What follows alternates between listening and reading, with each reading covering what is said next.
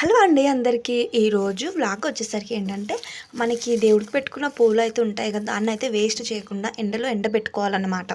అంటే ఎప్పుడైనా సరే పూలను బాగా వేస్ట్ చేస్తాం కదా, దేవుడికి పెట్టాక పడేయొద్దు. పూలను అయితే ఎండబెట్టేసుకొని ఎండలో కాస్త 2-3 రోజులు అయితే ఎక్కువ పెట్టుకుంటే కనుక పూలు అయితే మొత్తం ఇలా చేయితో చిదిమితే మొత్తం పొడి పొడి అవుతుంది. ఇలా అయ్యాక ఈ పూలన్నిటిని నేను జమ చేసి పెట్టుకున్నాను. ఒక 4-5 రోజుల పూలన్నీ జమ చేసి పెట్టుకున్నాక నాకు ఇన్ని అయితే అయ్యాయి.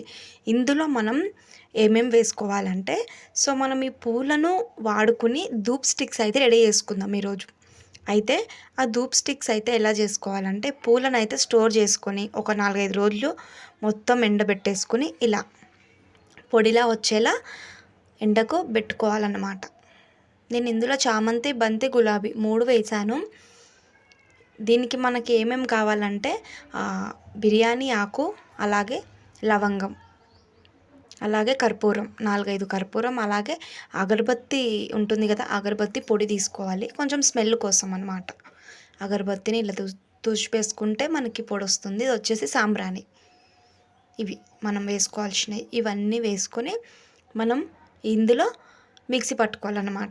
అంటే మనకి నేను ఇందులో వచ్చేసి సాంబ్రాణి, అలాగే కర్పూరం, అలాగే బిర్యానీ ఆకు, లవంగం మనకు స్మెల్ రావడానికి, అలాగే స్మెల్ అనేది చాలా బాగుంటుంది. మనం కొనుక్కునే ధూప్ స్టిక్స్ కన్నా రెడీ చేసుకునే చాలా బాగుంటాయి ఇవన్నమాట.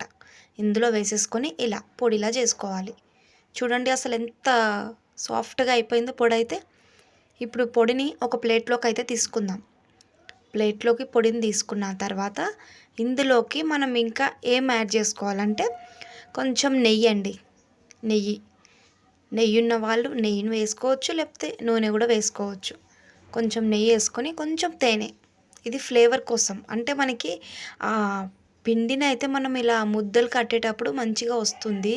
ఈ తేనెను నెయ్యి వేసుకుంటే లైట్గా కొంచెం వాటర్ అయితే వేసుకోండి. నేనైతే ఎక్కువ వాటర్ అసలు ఎందులో వేయలేదు, ఒక 4-5 చుక్కల నీళ్ళు అన్నమాట. ఎందుకంటే మనకి నెయ్యి అలాగే తేనెనే సరిపోతుంది.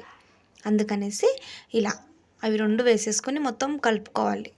కలుపుకున్న తర్వాత మీకు కావాలనుకుంటే పొడి పొడిగా ఉంటే ఒక 2-3 చుక్కల నీళ్ళు వేసుకోండి. మరీ ఎక్కువ వేసుకోవద్దు. 2-3 చుక్కల నీళ్ళు వేసేసుకొని ఇలా పిండిలా చేతితోని మొత్తం పిసుక్కోవాలన్నమాట. చూడండి ఇలా కలిపెట్టుకున్న తర్వాత కాస్త ముద్దలుగా వస్తాయి కదా, అప్పుడు మీకు ఏ షేప్ కావాలనుకుంటే ఆ షేప్లో ఇలా స్టిక్స్ చేసుకోవచ్చు, ధూప్ స్టిక్స్.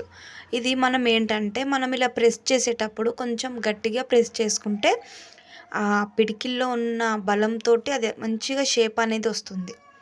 అందుకనేసి కొంచెం గట్టిగా ఒత్తుకుంటూ ప్రెస్ చేసుకొని ఈ షేప్స్ ఏది కావాలనుకుంటే అవి చేసుకోవచ్చు. నేనైతే గోపురం షేప్లో అయితే చేశాను. ఇలా చేతితోని మెల్లమెల్లగా ఒత్తుకోవాలన్నమాట.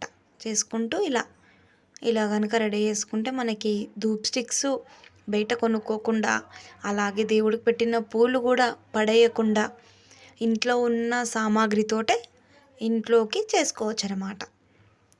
ఈ విధంగా చేసుకోవాలి. మాకైతే ఇక్కడ ఇంట్లోకి కూడా కాస్త ఎండ కొడుతుంది. అందుకనేసి నేను ఎండకైతే కూర్చొని ఒక్కొక్కటిగా చేసుకుంటూ ప్లేట్లో అయితే పెట్టేసుకున్నాను. చూడండి షేప్ కూడా కొంచెం కొంచెం బాగానే వచ్చింది. మరీ అంత పర్ఫెక్ట్గా రావాలంటే మనకి ఈ పొడి అనేది ఇందులో ఇంకా ఏమేమో వాడతారు.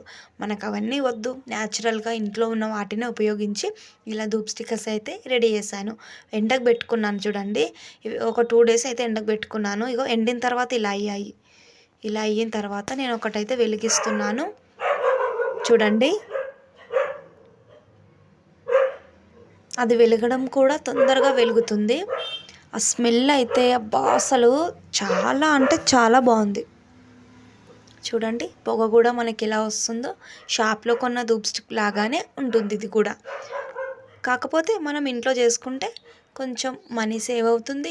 మనకు ఒక తృప్తి అన్నమాట, మన చేతులతో మనం చేసుకుంటే. నచ్చినట్టయితే లైక్ చేయండి.